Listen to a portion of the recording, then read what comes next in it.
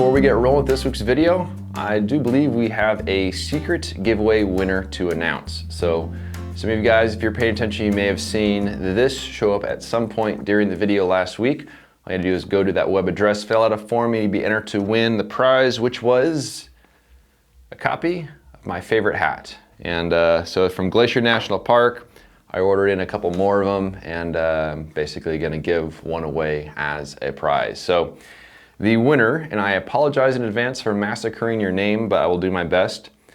Dmitry Kuprianov is the winner. So congratulations. I will wait until this video goes live for about 24 hours or so, then I'll reach out to you and send you an email, get your address to send that to you. But wait, there's more. Actually, there are two hats. So I chose another winner, and the other winner was actually the first person who submitted the form to win. And for those of you who have asked, if I asked Siri to choose the number between 1 and 34, does it use number 1 and number 34? It definitely does. And so Glenn Sumner, you are also the winner. So you guys both will be getting a copy of my favorite hat. Another thing too, kind of a follow-up for something I mentioned last week with regard to the books and everything. I've been kind of working on a proof of concept for a portfolio box set. It's a basically archival box with the prints in there. I gotta say, I'm kind of excited about this because I can give a level of quality for the prints that's higher than a book, and it's a really nice paper. It's a Hahnemühle fine art paper, really nice tactile experience. So I know some of you guys are concerned about maybe, if it's not a book, what are you gonna do with the prints? You have to frame them all and do all that, but it's actually kind of a neat experience, as sort of a tactile experience, kind of, sorting through the prints in there. So that might be the way I go ahead with it, but it was actually really fun putting that together, and I'll release some more specifics as we get along later in the year after the fall trip. But this week's video sort of continues the theme I've been doing for the past few weeks as far as sharing photos and a common theme between them. Hope you guys enjoy.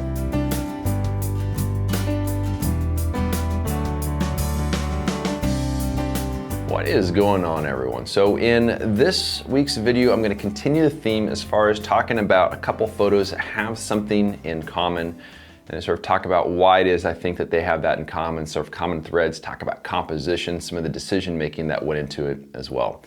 So the first photo is one I shot on my spring of 2013 backpacking trip. And then the second photo is one that I shot earlier this year on my winter trip.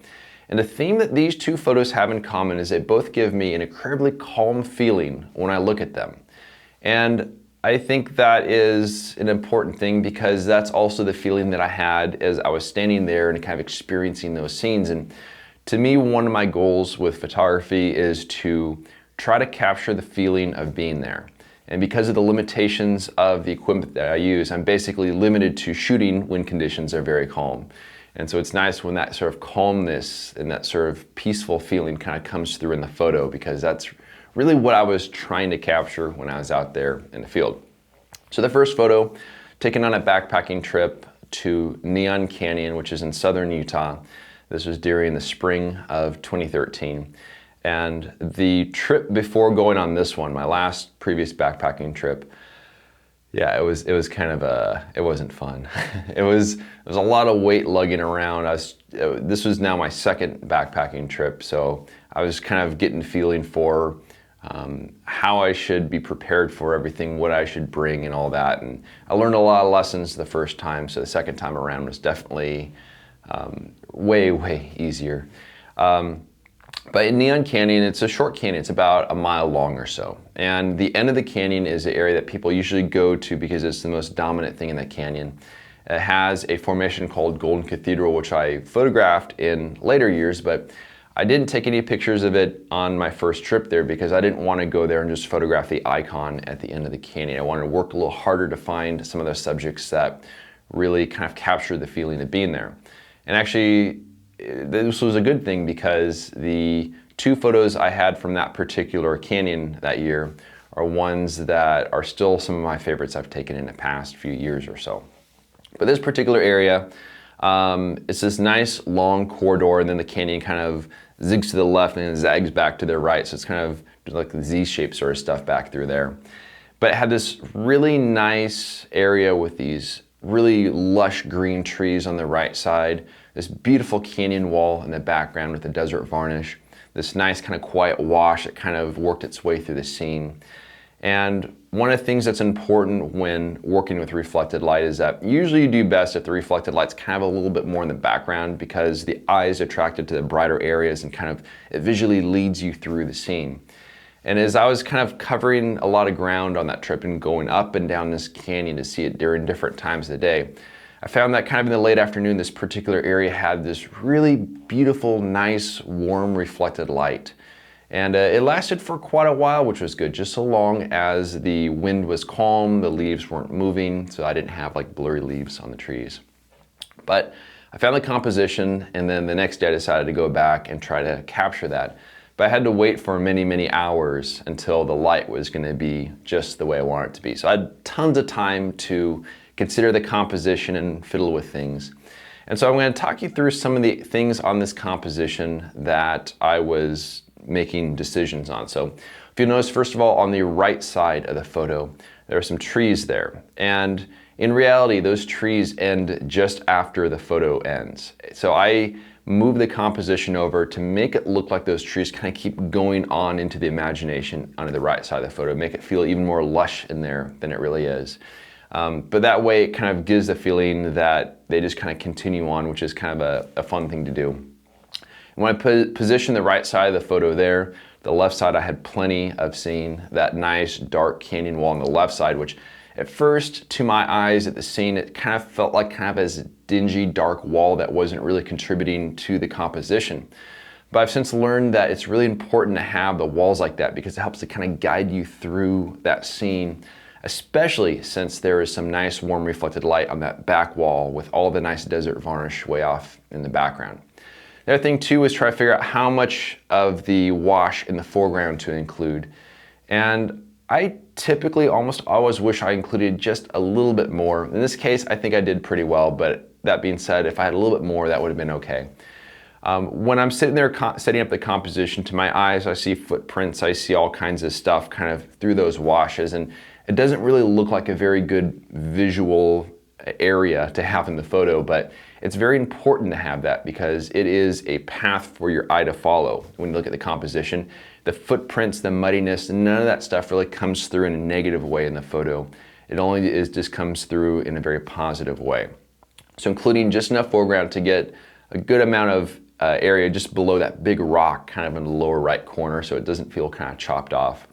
I think that allows the eye to kind of move through the scene towards that really nice big wall in the background, those nice big trees in the background. And this is in beautiful reflected light because the wall, the dark wall on the left side, just out of frame, maybe about 10 feet higher than you can see within this photo. Direct sunlight is hitting that wall up there and sending this nice warm light down into the scene, which is reflecting down to those tree trunks and everything else in there. And the thing I love about reflected light is it immediately gives photos a very calm feeling. And I think it's partially because you have this nice warm light, which is good, but also part of the light source is the sun hitting the sandstone out of view. Some of it is also the blue sky overhead. And you get this sort of nice light where it's kind of a blue cast on one side of a subject, kind of a warm cast on the other, which gives it so much depth and so much dimension. That's one of the reasons why I love shooting in reflected light, because it does give that really calm feeling. But I think with this photo, because you have the path leading through it, because you have that desert varnish in the background with those vertical lines, you have that glowing desert varnish in the background, you have all those lush leaves that are not moving in any wind. And then everything's kind of tied together also with that dark wall on the left to kind of ground everything in there. To me, this gives me the feeling when I look at this photo that I had when I was standing there shooting the photo. And that's not true for a lot of the photos I shoot. Sometimes you get a different feeling from looking at the photo than actually being at the scene. And to me at least, this really captures the feeling of being in some of those canyons, standing in that reflected light and just being amazed by everything around me.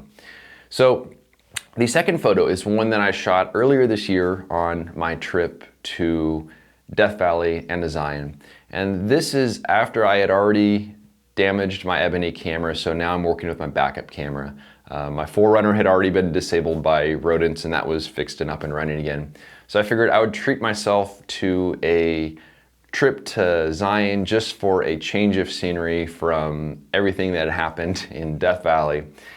And you know, Zion is a type of place where I think it looks amazing in the winter time. I mean, the springtime, the fall time, you can always find something to shoot there. And this right here is a scene that I photographed, and I'm not far from the road at all. I mean, I parked my car, I walked 30 feet, and that's where I'm setting up the camera. And it's also a very, very popular area to drive through. So there's cars driving around and stuff. You don't notice that based on the photo, but I've driven past this area, I don't know, probably hundreds of times at this point. But this is an area that's always caught my eye as I'm driving past it, because you have some beautiful cottonwoods in the background. You have some grasses, some reeds, you have some sandstone, get a little reflected light. But during the spring, during the summer, and during the fall, I've never been able to find a composition here. There's just something about the green trees, the green grass. It just gave this kind of weird red and green color contrast. It just wasn't really working for me quite as much. But when I was driving through there during the winter time, I kind of stopped there to look at it, and I was amazed at how beautiful it looked in the wintertime. You have the cottonwoods in the background that have lost all their leaves through winter. So you have just the beautiful shape of them is showing. You have the reeds in the foreground, which would typically be green during the spring and during the summer, but now they're kind of like this pale, kind of a tan sort of color. And then you have some of the sort of the greenish color of some of the bushes and other sort of stuff in the foreground, some rocks and some grasses. In the background, you have some of the sandstone in that wall in the background. And this is in a kind of a colder reflected light. So it's reflected light, you have some sunlight hitting a cliff way, way up high, up to my left. And then you have also a lot of blue sky contributing as well. And the way that film responds to this, it'll take on a little bit of a cool cast, but you'll have some sort of warmer highlights to the areas that are, facing up towards the warmer reflected light, which you get a lot of that kind of in the background with the sandstone. But what happens is that the tree trunks from those cottonwood trees in the background, they take on kind of a blue cast, which is pretty nice. And then the foreground kind of takes on a little bit more of the color cast of a little bit of the warmth, and I guess kind of a combination of it. But overall, you get this sort of pastel sort of color palette, which is really nice. And it has a very calm feeling, I think, partially because of the color. But also you have all these nice vertical lines created by the reeds and the grasses and all that sort of delicate stuff in the foreground. So I think those vertical lines, the reflected light, sort of the calm palette of colors really gives a nice sort of a relaxed feeling when looking at the photo. Also worth mentioning, I used my longest lens when shooting this, so I used my 600mm lens, which also compresses things a little bit, and as a result, it gives, again, a kind of a sort of the calm feeling where you get these layers and textures and everything that comes together. So when it comes to shooting photos that have sort of a relaxed feeling, my main thing is it's all about the quality of light. If you have a very kind of a relaxed quality of light, it can be a warm light, it can be a cool light, but a reflected light ideally is going to give sort of that feeling. But the reflected light is key. Vertical lines seem to be pretty important as well. And that's one of the things I kind of found when sort of comparing these photos, the desert varnish in the first photo as compared to the reeds and some of the grasses and stuff in the second photo. So vertical lines, layers, reflected light, that all kind of factors into it. If I had taken either of these with a really wide angle lens, I'm pretty sure I wouldn't have quite that same feeling. So kind of a long to medium range lens also sort of seem to give that feeling. But I want to thank everyone for watching, and we'll see you around next time.